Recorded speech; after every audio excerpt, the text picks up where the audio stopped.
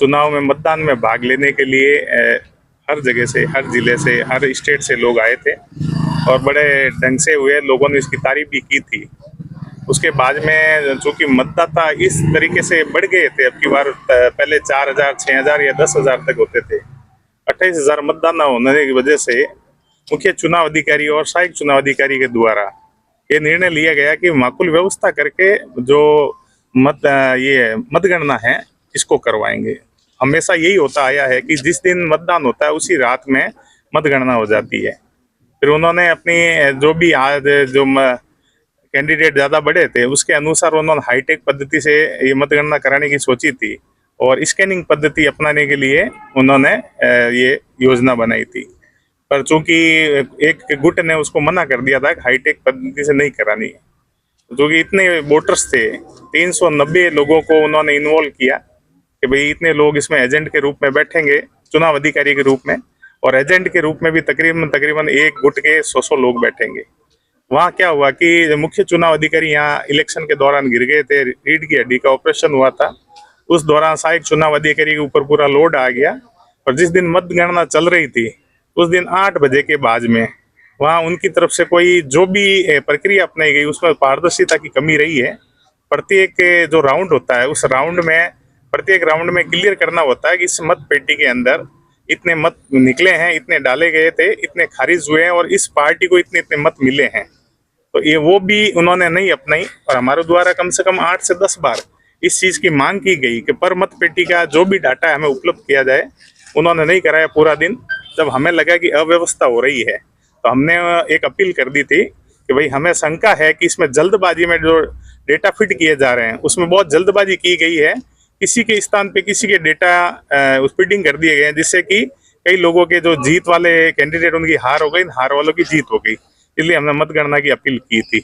उस दौरान एक गुट के द्वारा आनंद फानन में शपथ ग्रहण करके अपने आप ही से हमारे जो मुख्यालय का ऑफिस है इस पे कब्जा कर लिया गया है और काफ़ी लोगों के कॉल्स भी आ रहे हैं और हम लोगों में जो वोटर्स है बड़ा यूँ ठगा सा फील कर रहे हैं कि जो इतने शांतिपूर्ण तरीके से और शालीनता से जो इलेक्शन हुए थे, मतगणना भी उस स्थिति से होनी। हमने लीगल प्रोसेस की मांग की है और चुनाव अधिकारी के द्वारा 18 तारीख को वापिस मतगणना की जानी है।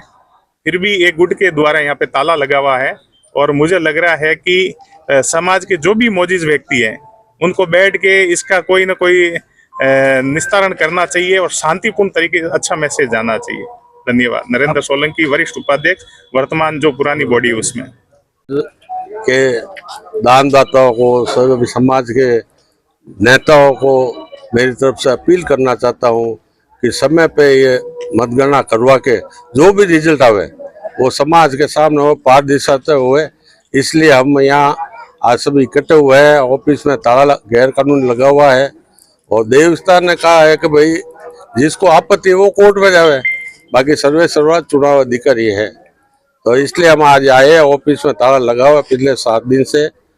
अब हम सभी समाज वालों को निवेदन कर रहे हैं और आज से हम सभी धरने में बैठते हैं और शांतिपूर्ण तरीके से समाज भी इकट्ठा हुए और प्रशासन को भी निवेदन किया है कि वो ताला खुलवा के और अपने वापस पुनः टाइम पे 18 तारीख दी हुई उसमें मतगणना करावे। धन्यवाद। आगे क्या आपकी रूपरेखा रहेगी? आगे हम आज से धरने में बैठ रहे हैं और समाज वाले आएंगे, प्रशासन वाले आएंगे, उनके करेंगे निवेदन। वापस चुनाव कराने की मांग है हमारी, वापस पुनः मतगणना कराने की है। करना हाँ, पुनः मतगणना। परिचय आपका? मेरा बाबूलाल पवार, वर्तमान में अभी अध्यक्ष हूँ मैं अपने मैं जेठू सिंह कछवा, पूर्व अध्यक्ष। नहीं वर्तमान, इस वर्तमान नहीं, पहले तो पूर्व में था इनके उपाध्यक्ष इनके साथ, और वर्तमान में मैं वरिष्ठ उपाध्यक्ष हूँ जो हमारा ग्रुप है अवजाज वाला उसमें। और मैं तो यही निवेदन करना चाहता हूँ, ये समाज एक है और एक रहना चाहिए। और अभी मेरी यही निवेदन है, चाहे ट्रैक्टर ग्रुप हो चाहे अवजाज ग्रुप हो, दोनों बैठ के जो भी निर्णय लें समाज हित के लिए।